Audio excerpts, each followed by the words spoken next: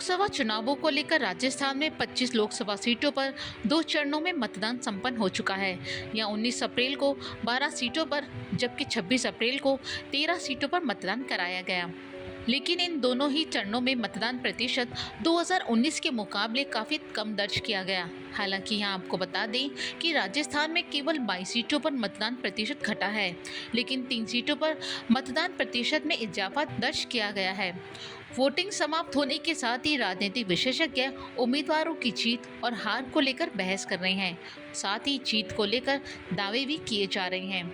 लेकिन राजस्थान में वोटरों की उदासीनता पार्टी और प्रत्याशी दोनों को सकते में डाल दिया है।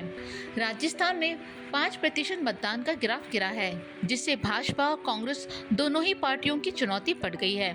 दावों के बावजूद अपनी अपनी जीत को लेकर भी सभी आशंकित हैं। कई सीटों पर भाजपा और कांग्रेस नेता खुद ही वोटिंग कम होने पर नतीजे विरोधियों की ओर बता रहे हैं। हाल ही में राजस्थान के मंत्री गजेंद्र सिंह खीवसर का वीडियो वायरल हुआ था, जिसमें वो नागौर की सीट को लेकर बात करते नजर आ रहे थे। वो वोटर्स की उदासीनता को लेकर कह रहे थे कि वोटिंग नहीं हुई तो वो सीट हमारे हाथ से निकलती नजर आ रही है।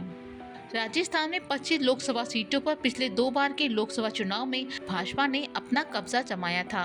हालांकि भाजपा उस वक्त इतनी कॉन्फिडेंट नहीं थी कि उन्हें 25 सीटों पर जीत हासिल होगी, लेकिन लोकसभा चुनाव 2024 की शुरुआत से ही भाजपा खुद को 25 सीटें जीतने के लिए कॉन्फिडेंट दिख रही है। लेकिन कई जगहों पर मामला उलट पुलट है। इसके साथ ही राजस्थान में इस बार 2019 के चुनाव और विधानसभा चुनाव 2023 के मुकाबले कम वोटिंग हुई है। ऐसे में सियासी दावों के बीच 5% कम वोटिंग भाजपा कांग्रेस की धड़कनें बढ़ा रही हैं। राजस्थान की 25 सीटों पर 2019 में करीब 67% वोटिंग हुई थी, लेकिन 2024 के लोकसभा चुनाव में राजस्थान में करीब 65% तक वोटिंग हुई है।